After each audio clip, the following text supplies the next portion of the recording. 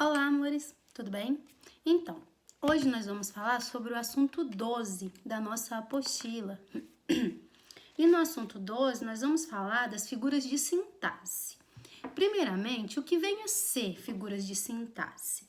Nós já vimos figuras de palavras. Não, mentira, nós já vimos figuras de linguagem. As figuras de sintaxe nós não vimos ainda. Figuras de sintaxe é tudo aquilo que refere-se ou que diz respeito a desvios em relação à norma gramatical, tá bom? Em relação a normas gramaticais. Já que a gramática é um livro composto de normas e regras da língua portuguesa ou de uma língua, as figuras de sintaxe equivalem-se aos desvios que nós cometemos no dia a dia, na nossa vida e na literatura, que não são considerados corretos para os padrões da gramática.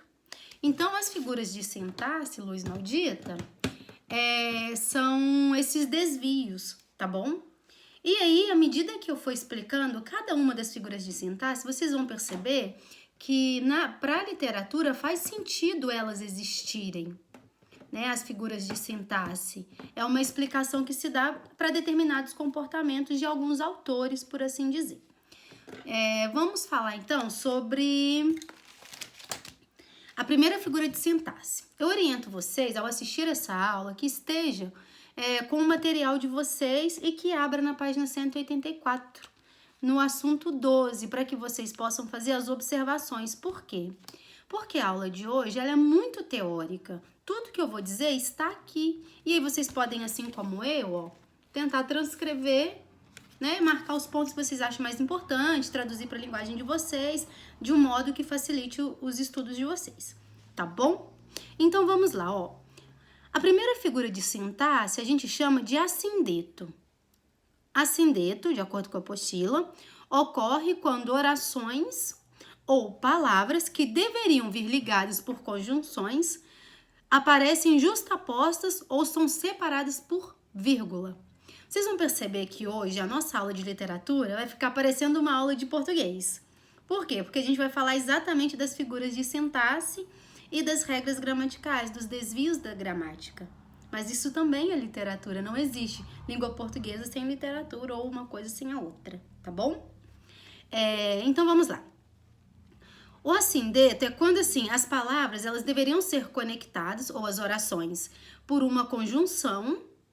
E aí, o autor opta por juntar essas palavras com vírgulas. Exemplo da apostila diz assim, fere, mata, derriba denodado. Fragmento de Camões. Outro fragmento de Drummond diz assim, Clara passeava no jardim com as crianças. O céu era verde sobre o gramado. A água era dourada sobre as pontes. Outros elementos eram azuis, róseos, alaranjados. O guarda civil sorria, passavam bicicletas, a menina pisou a relva para pegar um pássaro. O mundo inteiro, a Alemanha, a China, tudo era tranquilo ao redor de Clara. Esse segundo exemplo é muito bom para mostrar um caso de assindeto, por quê? Porque Drummond, nesse fragmento, ele está falando de várias coisas ao mesmo tempo. E essas várias informações, elas deveriam ser conectadas com conjunções. Por exemplo, quando ele fala, Clara passeava no jardim com as crianças e o céu era verde sobre o gramado, já a água era dourada sobre as pontes. Então, se a gente colocar conectivos no lugar das vírgulas, a gente percebe que eles caberiam ali. Só que eles não existem, eles não aparecem no texto. E a ausência desses conectivos é representada pela presença de uma vírgula.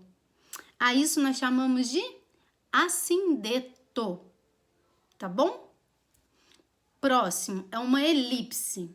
A elipse é quando nós omitimos uma informação da oração, a gente tira ali um termo da oração, mas esse termo ele fica facilmente perceptível. É como assim, ele não aparece claramente, porém, ele é perceptível, dá para perceber, dá para ter uma noção da existência desse termo. Exemplo, a apostila diz assim, veio sem pinturas, em vestido leve, sandálias coloridas. Quem veio sem pintura? O sujeito não aparece na oração. Mas quando eu conjugo o verbo, eu sei que esse sujeito pode se referir à terceira pessoa do singular. Ele veio, ou ela veio sem pinturas, ela veio sem pinturas, em vestido leve e sandálias coloridas. O ela é um termo que caberia na oração, mas não está. Só que eu consigo percebê-lo porque o verbo me conta. Então, quando ocorre esse fenômeno linguístico na literatura, nós chamamos isso de uma elipse. É uma omissão de um termo que, de acordo com as outras informações da oração, a gente consegue encontrar essa palavra que foi omitida ou que ficou escondidinha ali. É uma brincadeirinha de esconde-esconde, tá bom? Outro exemplo. Sentei-me na cama, uma dor aguda no peito, o coração desordenado. Quem sentou na cama? Aí a gente conjuga o verbo. Eu sentei-me na cama. Bom, eu é o sujeito dessa oração. Só que eu não aparece escrito na oração. Como que eu sei que ele é o sujeito? O verbo me contou. Outro exemplo de elipse, tá bom? Próximo, nós temos o zeugma. O zeugma, ele ocorre quando um termo já expresso na frase é suprimido, ficando subentendida a sua repetição. O que acontece? É uma repetição invisível, por assim dizer. Nós chamamos essa repetição invisível de zeugma. A luz tá horrível, né, gente? Vai ficar. Isso que dá gravar de noite, é uma bosta. Então, vamos lá, exemplo. Foi saqueada a vila e assassinados os partidários dos Filipes. O certo deveria ser: foi saqueada a vila e foi assassinado os partidários dos Filipes. Só que para não haver essa repetição sintática, né, não usar o mesmo verbo duas vezes na mesma oração, esse verbo ele é omitido, mas o sentido dele está presente ali na oração. Ou seja, é uma repetição que acontece invisivelmente. Eu uso o verbo uma vez só, ele serve para as duas orações, para as duas ideias expressas nas orações, e tá tudo certo. Esse fenômeno é muito importante e nós chamamos ele de zeugma, tá bom?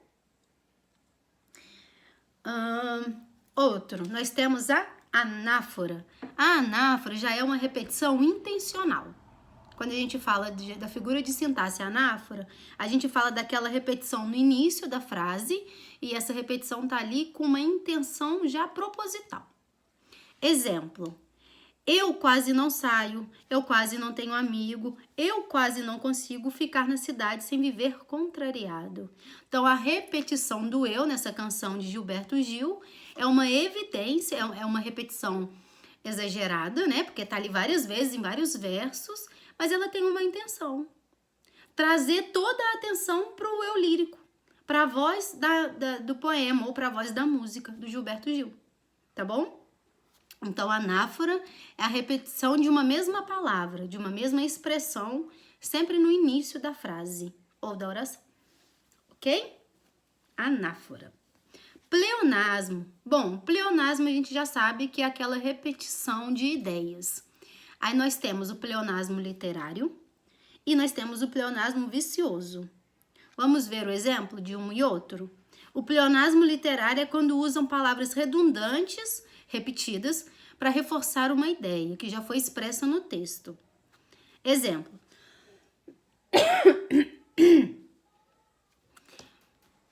Iam 20 anos desde aquele dia, quando com os olhos eu quis ver de perto, quanto em visão com os da saudade via. Bom, com os olhos e ver não é a mesma coisa?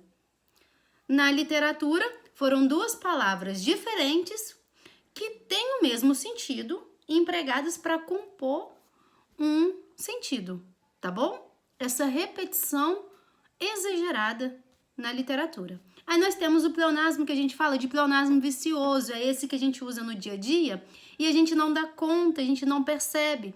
Por exemplo, subir para cima, descer para baixo, paralisia facial do rosto, traumatismo craniano na cabeça. Não tem como ser traumatismo craniano no cotovelo, não funciona. Então, o pleonasmo literário são aquelas palavras, são palavras diferentes que referem-se ao mesmo sentido e elas foram empregadas ali para intensificar o sentido do texto. E o pleonasmo vicioso é esse que a gente usa no dia a dia, na nossa linguagem comum, e a gente não percebe, é assim, inconsciente o uso desse pleonasmo, tá? Subir pra cima, descer pra baixo, anda pra frente, entra pra dentro, sai pra fora, esses daí. Muito comuns no nosso dia a dia, todo mundo já falou, já usou um pleonasmo vicioso em algum momento da vida, tá bom? Nós temos aquilo que vamos chamar de polissindeto agora. O que é um polissindeto? É quando acontece uma repetição enfática de uma conjunção coordenativa. A gente sabe que conjunção é aquela pequena palavrinha que é responsável na frase ou na oração para unir as ideias. E essa pequena palavrinha, ela não aceita ser substituída por outra. Entende?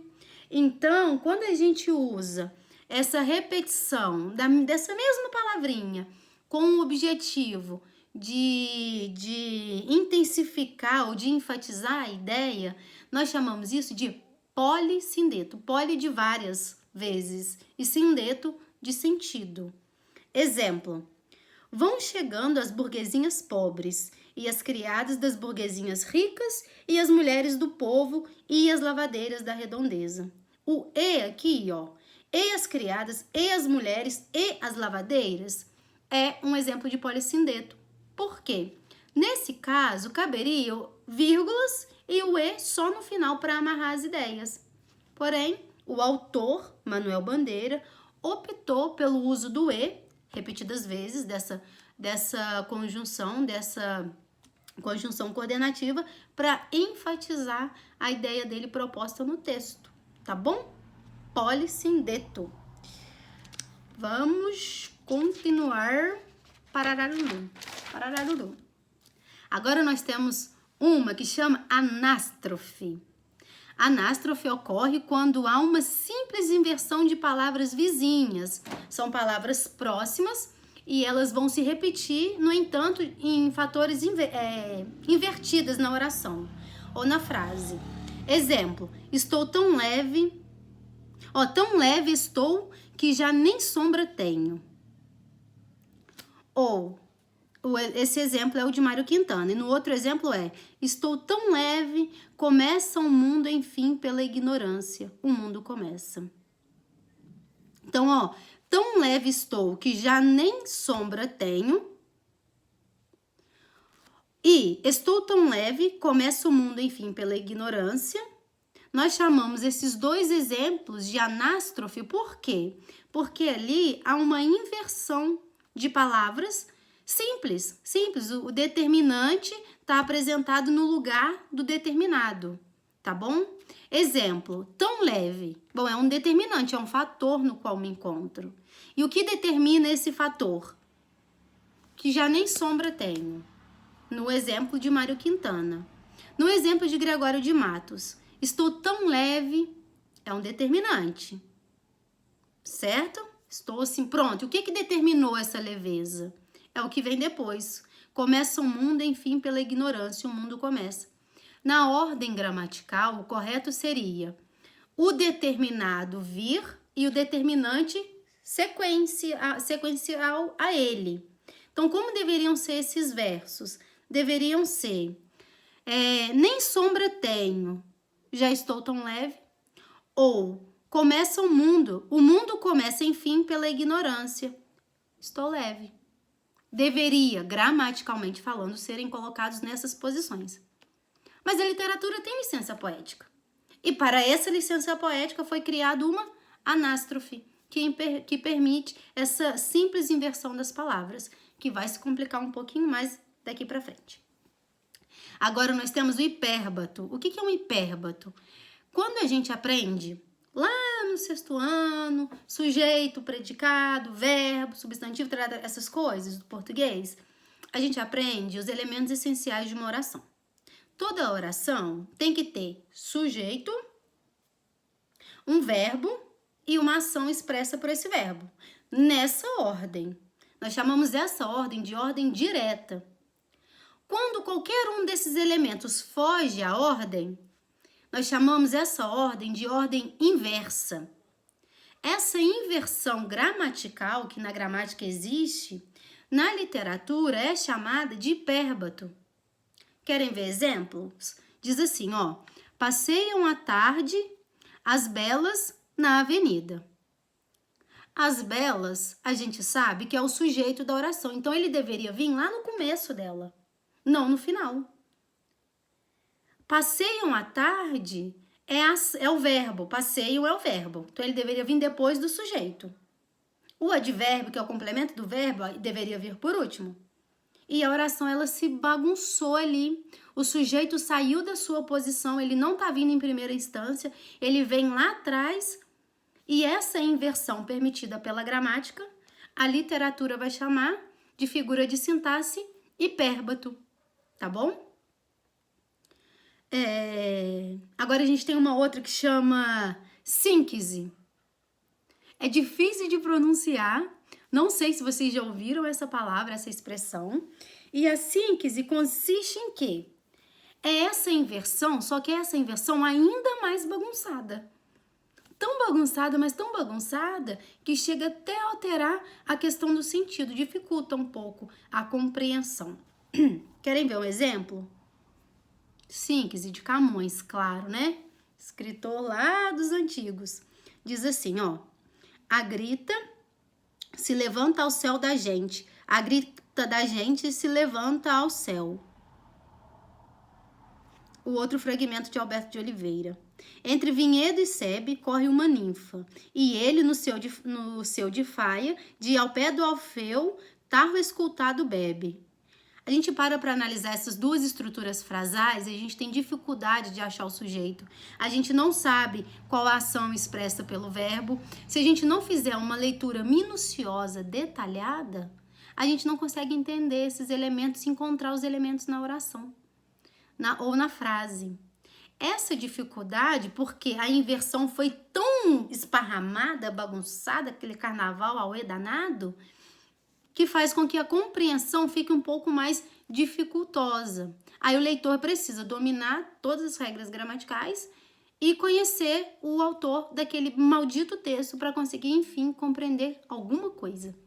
Então, a síncese é uma esquisitice que foi criada para confundir seres mortais como nós, que só queríamos levar a vida com mais leveza.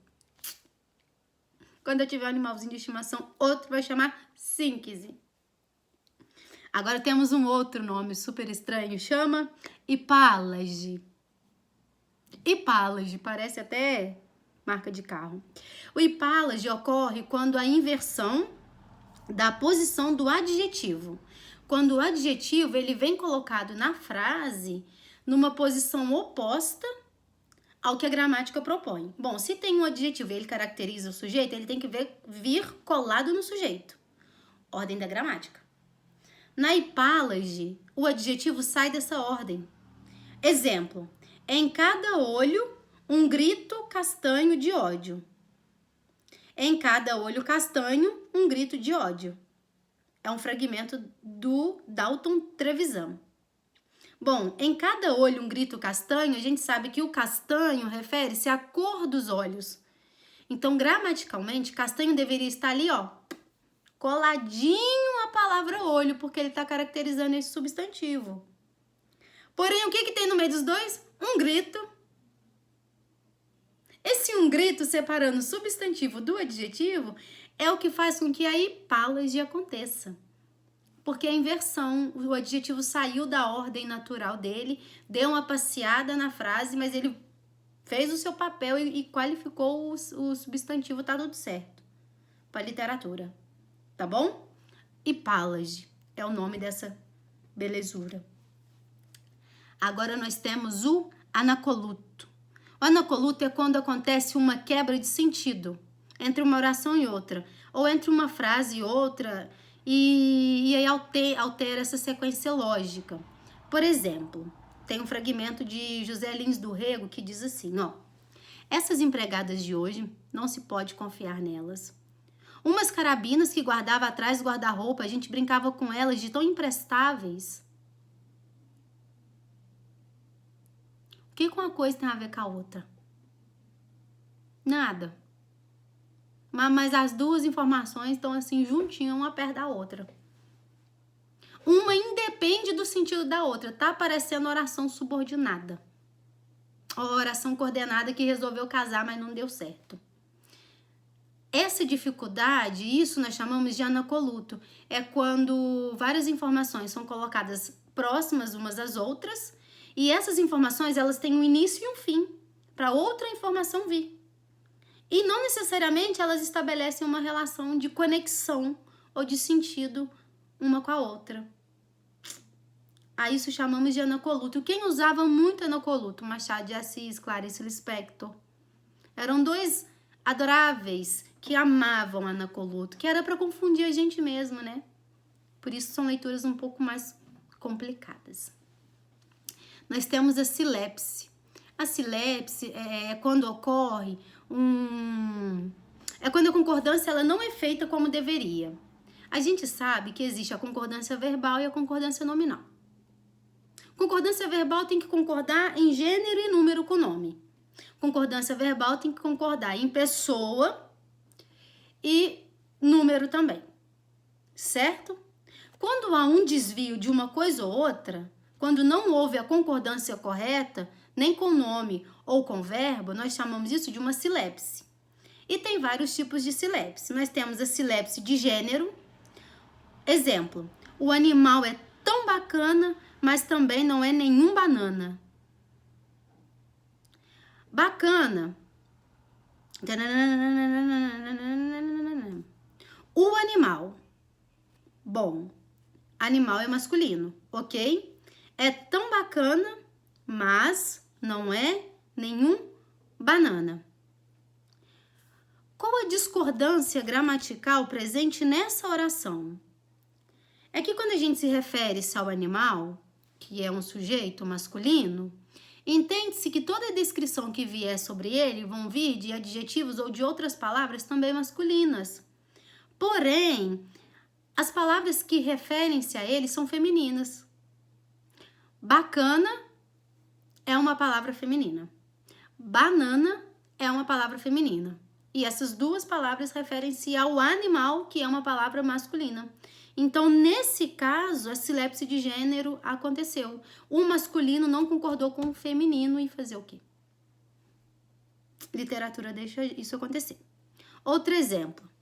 Admitindo a ideia de que eu fosse capaz de semelhante vilania, Sua Majestade foi cruelmente injusto para comigo. Bom, a majestade, não importa se é rei ou se é rainha, é a majestade. Se a majestade é uma expressão feminina, o que vem depois deveria concordar com ela em ser também feminino. E o que veio? Injusto, masculino. Silepse de gênero.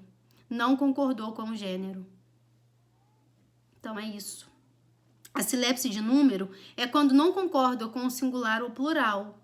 Por exemplo, esta gente está furiosa e com medo. Por consequência, capazes de tudo. Gente é um grupo, certo? Que está no singular. Então, por que a expressão capazes está no plural? Se refere-se ao grupo gente.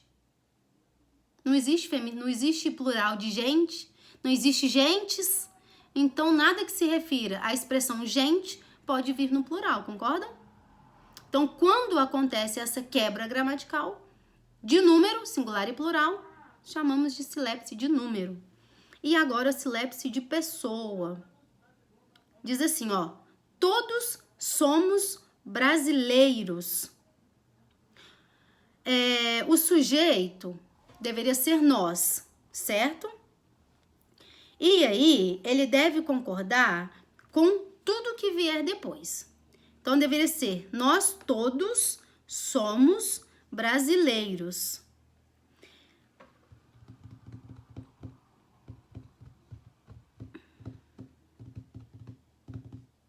Só que esse exemplo não coube no silepse de pessoa, porque não tem erro aqui, não tem desvio. Nós todos somos brasileiros. Brasil, deixa essa falha anotada aí, porque eu preciso achar um exemplo de silepse de pessoa. Esse daqui não é cabível, tá bom? O que eu quero que vocês façam? Eu quero que vocês façam uma releitura das figuras de sintaxe. E assim como fizeram na semana passada, eu quero que vocês me deem um exemplo de cada uma delas, tá bom? Mesma coisa, só tirar uma fotinha e mandar pra mim. E eu vou mandar pra vocês um exemplo de silepse de pessoa, porque esse daqui não tá muito legal, não. Não concordei com ele, tá bom? E aí eu mando pra vocês no grupo. No mais é isso. Beijos de luz, estou morrendo de saudades. E na próxima aula, assim que tiver exercícios pra corrigir, vou marcar uma videochamada. Ok? Tchau, tchau. Se cuidem.